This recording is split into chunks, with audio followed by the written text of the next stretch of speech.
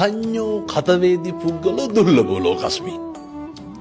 මේ ලෝකේ කෙලෙහි ගුණ දන්න මිනිස්සු හරි දුර්ලභයිලු. ඒක නම් ඇත්ත හොඳේ. අවශ්‍යතාවයේ සම්පූර්ණ වුණාට පස්සේ ආය මිනිස්සු අපි තියාගන්නේ නැහැ. ආර්ය කෙරවෙනතුරු කාගෙත් රැවටිල්ල කියලා දෙයක් තියෙනවා.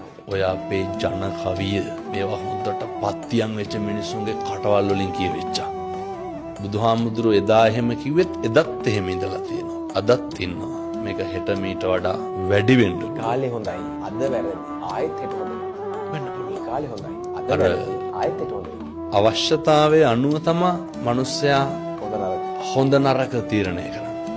අපි අපේ හොඳම යාළුවා අතින් වැරද්දක් වුණාම ඒක වැරද්දක් විදිහට දකිනවද? සේම නෑ.